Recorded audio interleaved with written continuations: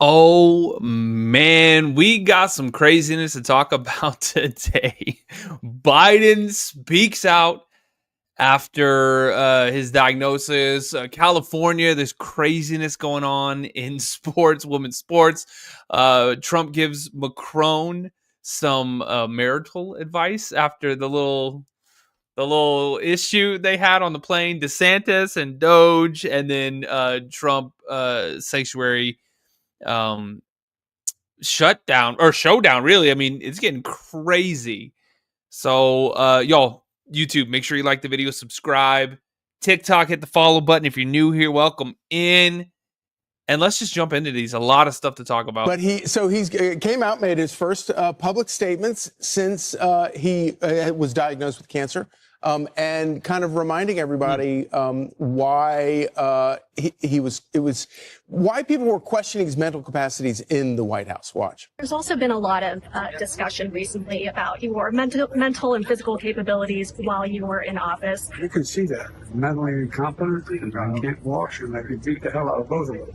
Do you want to reply to any of those reports, and also to the fact that there are some Democrats who are now questioning whether you should have run for re-election in the first place? Why didn't they run against me then? If any viewers know what he's saying, please email us. Okay, there's so much to unpack there. Can we just do this for a second? I have no idea what he said. None of the words made sense together. And then I wish we had the other angle, because there's two shots of this, and this one's with him facing forward. But if you see the camera behind him and looking at the reporter, he gets in real close, like he's going to sniff her or something. Close talker, he's back. It's back. And then she kind of at the end looks away like, I can't believe this just happened to me. She's totally creeped out. This is like more proof. Like, it's supposed to be, see, I'm alive, I'm doing well, but it actually is confirmation. Yeah. Oh no, yeah, we do that. We do that almost every night. No, the Fox reporter was not out there. I wonder if that's a coincidence. So tell us about when you ran into him. So on the train ride up here, get to the Amtrak, get to Union Station about 10 minutes early, as one does. And I was like, do I get Chick-fil-A? Do I get on the train? I was like, get on the train. Don't want to miss the train. Little Chick-fil-A Walking action. out to the platform, boarding a Acela, 2172, and all of a sudden, about to walk on the platform, a couple SUVs come up. And I'm like, okay, this looks cabinet level. Obviously, President Trump and Vice President Vance are not traveling by Amtrak, but I know someone who does and did for a long time. And all of a sudden, there is former President Joe Biden getting on the Amtrak, and that changed my whole ride. I mean, I hadn't shaved in a few days, was wearing more casual clothes, and I was like... And you spent a fair amount of time covering the White House. I was like his vacation reporter. Yeah. 3 years in Nantucket for Thanksgiving, St. Croix to ring in the New Year twice. It's not a lot of bad. weekends at the White House. So let's and of course, you went straight to reporter mode, and this is what you got. Yeah, exactly. Mr. President, how's your health?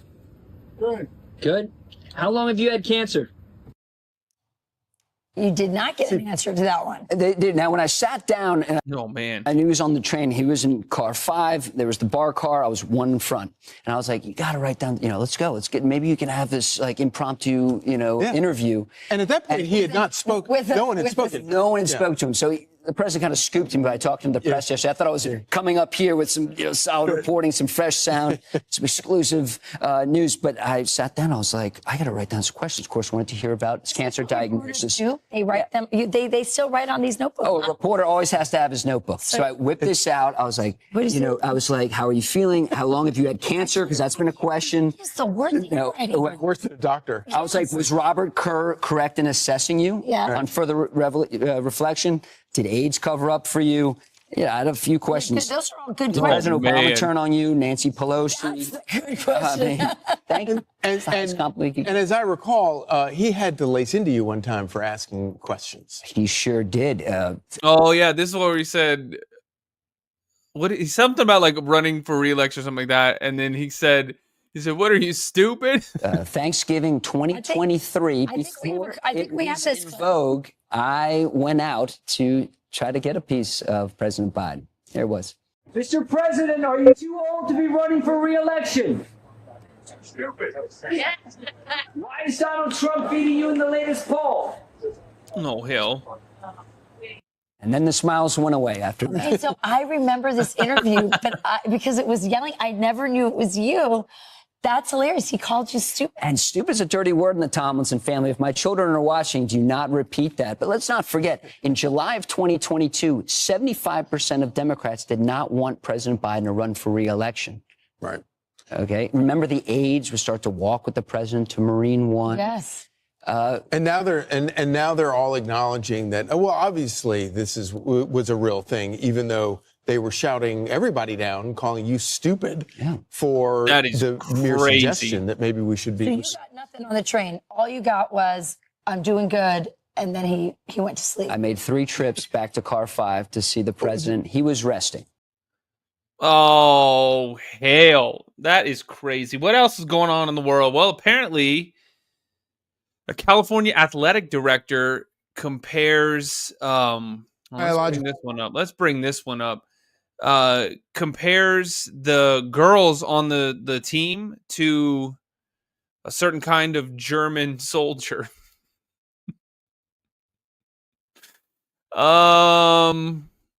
You can't say those words on these things, but how dare you? What are they talking about? Let's check it out. Today, a biological male is scheduled to compete in California's high school track and field championships as the DOJ investigates the state to determine if they violated Title IX for allowing biological males to compete in women's sports. Our next guest filed her own federal lawsuit after she lost her varsity cross-country spot to a trans athlete. Joining us now is high school cross-country athlete Taylor Starling with her father, Ryan Starling, and their attorney, Julianne Fleischer. Thank you all for joining us, and especially you, Taylor. Now, I want to, you've obviously devoted much of your young life to running. What is it like to go out and compete at something you're very good at and you've really spent a lot of time becoming better at, and then you wind up competing against a biological male? It's just sad to see that these boys are taking girls their fairness in sports away from them, because women 50 years have fought for their rights, and it's being taken away by these guys that are taking away girls' awards, their medals, they're taking away their spots. And it's just not fair, and it's just so sad to see that this is what me, a 16-year-old girl, has to fight for all those women. You might be 16, but you are wise beyond your years. So, Ryan, what's it like to be a dad and to realize that your daughter is up against all these huge institutions that don't seem to have any problem whatsoever with this level of unfairness? I couldn't be more proud. I mean, a 15 and a 16-year-old girl stood up and wore these shirts and were compared to a Nazi by their athletic director, and they continue to push forward. That is crazy. And fight for fairness in girls' sports. I mean, that takes courageous. I wish Governor Gavin Newsom could have that much courage. He recently said that this is unfair, but he just keeps giving us lip service and won't act on it. He has the power right now to act on this, and he won't. He has the executive orders, but he won't. And we're on the verge of losing. Gavin Newsom acting on something? What? Come on, that dude is crazy as hell. $170 billion in academics money for other institutions in education in California. It's just crazy. There's biological boys and there's biological girls. It's fairness. It's safety for these girls. It's hard to see as a dad that he's not putting safety first. So, Julianne, I want to ask you about what Ryan just mentioned there. You know, obviously, we are getting a lot of lip service from politicians, most especially from Gavin Newsom, talking about how it is indeed unfair. Explain to us the legal situation in terms of where some of these cases are going, and how they might get resolved. Yeah, you know what? It is just as Ryan said. It is lip service. You're either against boys being on girls' sports or competing with girls, or you're not. You can't stay on the sideline for this. And with the recent DOJ investigation, that's huge. And for for months now, both CIF, the state of California, the governor have been on notice that what they're doing is they're violating federal law. They're violating the executive orders that this administration has put forth. They're violating the protections that are afforded by Title IX. And so the Department of Justice is letting the state know that they're on notice. Just this week, the Department of Justice filed a statement of interest in Taylor's lawsuit, in which we're suing the state of California for its Title IX violations. And the Department of Justice filed the statement of interest and said, we have an invested interest in this. Boys do not belong in girls' sports. And so, just as Ryan said, the governor has the authority to take action, but he's choosing to stay on the sideline, and that's not acceptable. Right. Well, just to be clear, we reached out to Taylor Starling School District, Riverside Unified, for a statement on this, and they have failed to get back. If they do, we'll let you know. Of course, they failed to get back. Insane. That is craziness. This is pretty crazy too. So y'all saw the first lady of France do the like kind of a slap, kind of like a push. Something. It was weird to the president. Well, Trump is talking about that and giving him some marital advice. Check this out. This week there was a video on board a plane that showed the first lady of France slapping her husband, Emmanuel Macron. Do you have any world leader to world leader marital advice? Make sure the door remains closed. That was not good. Yeah, that was crazy. He's fine. They're fine. They're two really good people. I know them very well. And I don't know what that was all about, but I know them very well, and they're fine. I'm a little excited here. What do you think about the Democratic Party plan to avoid being swept in every battleground state again? Oh yeah, did you guys see this? Yeah, the Democrats, they're gonna spend like $20 million trying to figure out like what they think is how to talk to guys, like how to talk to men. Spending $20 million to study how to speak to American men. Well, they spent 2.8 billion. We spent 1.5. We spent much less. We spent about half of what they spent, and at the end they were $28 million short. They had to be. They spent 2.8 billion. It's a lot, but they couldn't get 28 million at the end, and now they want to spend. I read that they want to spend money to learn how to talk. That's fake. You don't want to be fake. You shouldn't have to hire consultants to. Yeah, that is crazy. Like, oh, let's spend all this money to figure out how to not be authentic. Because if you're authentic, you're just gonna say what it is. You don't need to learn how to. That's like acting. That's taking acting classes. Say what America needs, because then the consultants should be running the deal, not them. But I read that they want to spend a lot of money in each state. So we won all 7 swing states, 7 out of 7. We won a lot more than that. We won the popular vote. We won everything. And they want to spend money to find out what they did wrong. And I mean, I can tell you what they did wrong. I can tell you every one of their programs, when they say men playing in women's sports, I would say that's not a winner. When they say transgender for everybody, I think that's not a winner. When they say open borders so the entire world's population of criminals can pour into our country, I don't think that's a winner. I mean, I just gave them that for free, but I don't know if they'll change their ways. He said, I just gave them that for free. Oh man, that's nuts. He said, I just gave them that for free. They didn't have to pay me $20 million. Well, actually, they do have to pay him millions and millions of dollars. CNN. What was the other one? ABC ran that fake interview, or like the edited, like insanely edited interview. All kinds of craziness. Who knows? It's crazy. All right, check this out. So GOP lawmaker RIPS DeSantis for DOGE comments. What was DeSantis talking about with DOGE? I don't know, but let's find out. to codify DOGE's cuts. For more, let's bring in GOP Nebraska Congressman Mike Flood. Congressman, thanks for joining us this afternoon.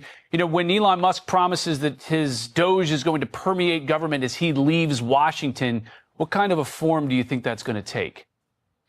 Well, look at what he's done at DOGE. He's done a remarkable job of rooting out waste, fraud, and abuse. In the rescissions package, I think the first tranche of that, which is coming over this week, is evidence that what he's done is historic. You know, in 30 years, we haven't had this kind of a conversation about waste, fraud, and abuse and federal spending and where do your dollars go. Just look at what he did with USAID. He rooted out all that woke stuff that was going overseas, things that Americans don't want to support.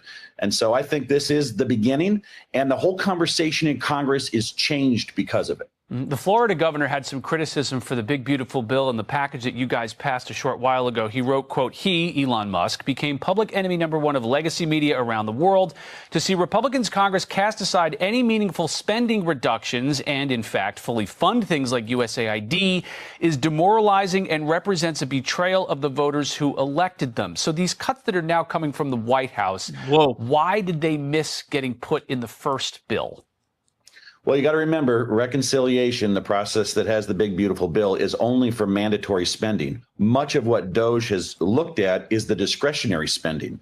So you got to get your facts straight when you're making comments like that, because this is far more complicated than just doing it in reconciliation. It takes a focus on the discretionary spending, which we will start with this week.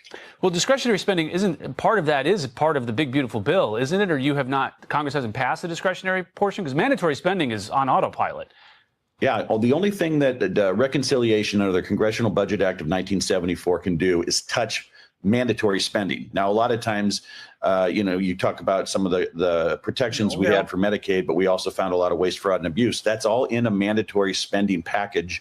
The discretionary side will deal with these rescissions, which should start this week. So DOGE promised at first a couple trillion, ended up as $1 trillion, and it said it saved about $170 billion. Are you disappointed that they failed to deliver anywhere near what they had promised?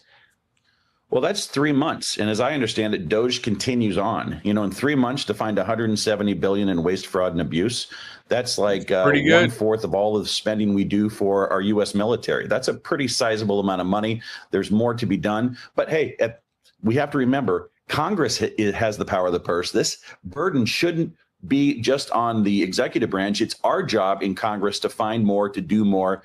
And I know those conversations will continue throughout the entire 119th Congress, which ends at the end of next year. So there's a lot of work still to be done. The Senate has the big, beautiful bill right now. What do you expect that they will do with that? Do you expect that there will be substantial changes and that you're going to have to open up that Pandora's box if it gets kicked back to the House? Or do you think it'll be pretty consistent with what you've passed over on the House side?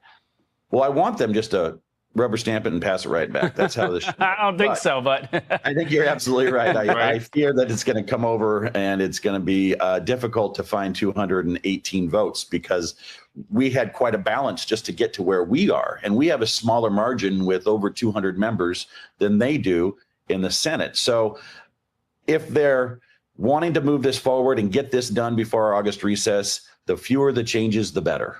What are the risks of those who are deficit hawks, in particular on the House side here? Because you've got Moody's downgrading the U.S. debt just a week or two ago. The U.S. debt's been downgraded by other ratings agencies. We are on a trajectory that is just absolutely unsustainable, according to every group that has looked at where our spending and our revenues are.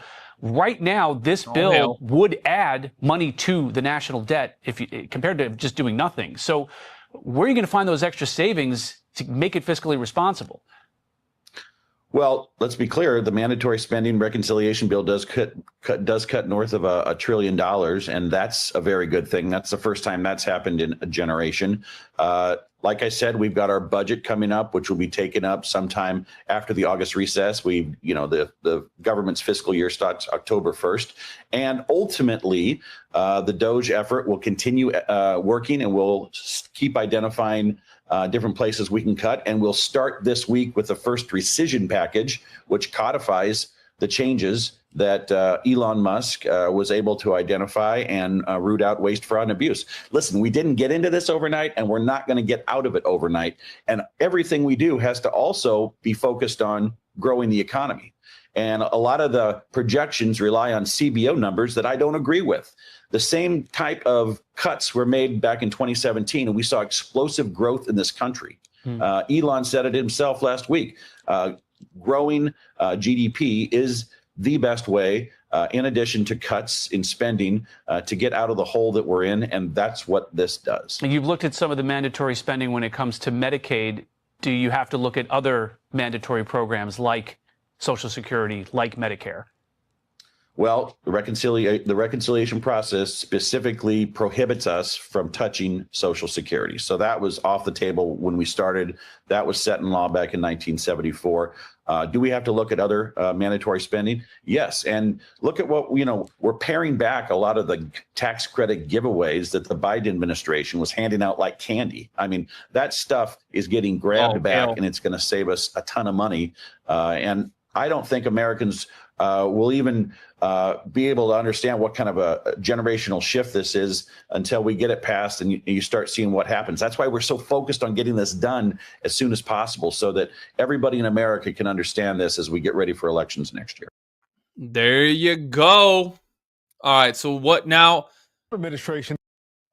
Now check this out. Let's see what's going on in Maryland, because apparently there's some sanctuary jurisdictions, and these counties are like pushing back, y'all, because there was like a big old list released. I don't know if you heard about this, but check this out. The Trump administration has released a list of more than 500 sanctuary jurisdictions across America, defined as any place where local policies obstruct the enforcement of federal immigration laws.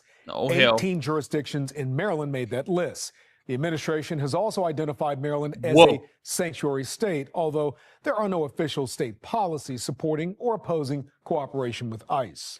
The Trump administration says each of these jurisdictions will receive a formal notification of non-compliance. The Department of Homeland Security is asking leaders in these areas to review and revise policies to align with federal immigration laws.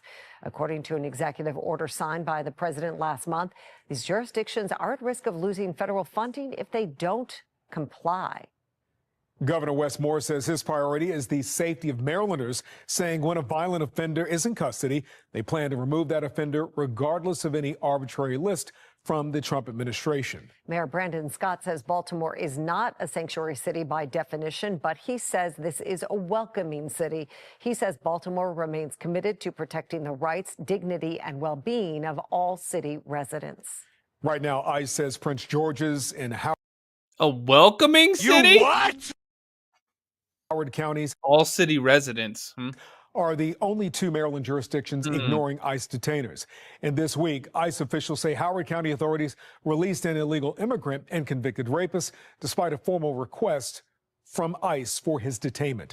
Oh, hell. Fox 45's Jessica Babb spoke to Howard County residents about the sanctuary policies in place in the state of Maryland. Well, Howard County does have policies in place preventing them from working with ICE. We talked with several residents today who believe the county should be cooperating with the federal agency in some way. But the Department of Homeland Security coming out with this new list of sanctuary jurisdictions defying federal immigration law, with Howard County making the list. This is something that's been like a reoccurring thing happening in Howard County.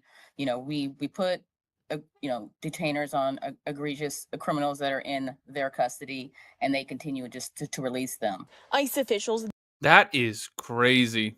This week, pointing to the case of 20-year-old Alex Flores Arce. Oh, man. TikTok, y'all come over to YouTube because they're not going to like this story. Y'all, The Mystery Project on YouTube. Come on over real quick. A Honduran national convicted of second-degree rape. ICE says the Dear God. Howard County Detention Center failed to honor the detainer, releasing him. My reaction should be the same as your reaction. Outrage.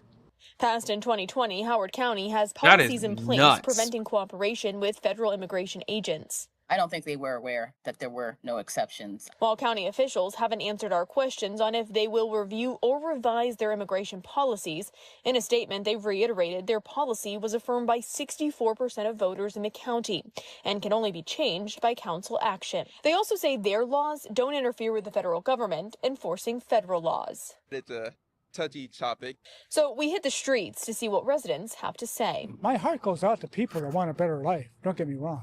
There's just a right way to do it and a wrong way to do it. And you don't facilitate the wrong way of doing it. And Howard County and the state of Maryland has been just facilitating the wrong way. And you need to take some corrective steps, that's all. I think they should work with ISIS to a certain degree, not fully. And while others off camera were split, Not in this fully. Gonzalez poll from earlier this year, 75% of people polled said they'd support requiring local officials in Maryland to cooperate with federal law enforcement agents in their effort to arrest and deport undocumented immigrants who have committed crimes. The law's the law. Other counties named on the list include Baltimore County and Anne Arundel County. In Baltimore County, the county executive says they aren't a sanctuary jurisdiction and says public safety is their highest priority, and they say they follow the laws. In Anne Arundel County, it's the same. Public safety is our highest priority, but we're going to let people out that did these crazy acts. Same story. Officials say they aren't a sanctuary jurisdiction and haven't adopted any local laws or policies obstructing federal immigration laws. They also point to their program allowing ICE to take convicted criminals into custody after they serve their time. Howard County officials in their statement continue to say that they were unaware of any law requiring local officials to enforce federal immigration law or even hold someone in jail longer than their release date. But they said if that law did exist, they welcome ICE to bring it to their attention. Oh my goodness. Oh, we weren't aware that law existed. Oh, would you just bring that to our attention? And the same thing, y'all. Department. Check this out. The same thing is happening in California. Check this out. The Department of Homeland Security has released a list of jurisdictions nationwide deemed out of compliance with federal immigration enforcement. And there appears to be a mix-up with two Southern California cities. Orange County Bureau Chief Chip Yost is live in Huntington Beach with some details for us. A little confusing here, Chip. Yeah, hey there. Yes, this list has a lot of people scratching their heads. What we're talking about is last month, President Trump issued an executive order where he ordered a list be made of sanctuary jurisdictions throughout the United States. That is, jurisdictions that are refusing to cooperate with federal immigration officers. Here's a look. That list was actually put out last night. California, of course, is a sanctuary state. A lot of its cities and counties are on the list. But one city that made the list in particular is raising a lot of questions. That is Huntington Beach. That's because Huntington Beach earlier this year, actually, the city council voted to declare itself a non-sanctuary city. Its council is famously supportive of President Trump. In fact, let's show you some video from a council meeting earlier this year. You see the mayor. Well, I mean, even if they support it, there's probably some kind of law or some kind of something that flagged it and said, well, no, you got to fix this. Has a bust of President Trump on the dais with him. All the council members support the president. We've talked to the mayor, and he says he actually supports this executive order. And what the executive order does is if you end up on that list, that sanctuary jurisdiction list, you could risk losing federal funds. It's basically a threat from the president to get him compliance with his immigration program or risk losing federal funds. The mayor here says he actually supports that, but he does not support his city being on that list. Here's more from the mayor. It's negligence. Somebody put out a report from the government. It's sad to me because, you know, government already has a bum rap, or now it's earned. I mean, it's an earned rap of being inefficient. And somewhere, somehow, that report came out nationally listing these. And I don't know how that happens. Now, we're going to show you a statement here. We should mention Santa Ana, which is a declared sanctuary city, is not on the list. So we reached out to the Department of Homeland Security for some answers about why Huntington Beach was on the list. And Santa Ana, declared sanctuary city, is not on the list. This is the response we got. hell. It says designation of a sanctuary jurisdiction is based on the evaluation of numerous factors, including self-identification as a sanctuary jurisdiction, non-compliance with federal law enforcement in enforcing immigration laws, restrictions on information sharing, and legal protections for illegal aliens. The list is actively reviewed, will be regularly updated, and can be changed at any time. President Trump and Secretary Noem have been clear. Sanctuary jurisdictions should immediately cease violation of federal law and cooperate with law enforcement. So we did reach out to Santa Ana as well, because like I said, Santa Ana famously, after President Trump's first election in 2016, actually voted to declare itself a sanctuary city in defiance of some of President Trump's plans as he was coming into office. We reached out to Santa Ana to see if they had a comment about not being on the list, and their response was no comment. Imagine that. No comment. Wow. Well, y'all make sure you like the video. Make sure you subscribe to the channel. I'll catch you guys on the next one.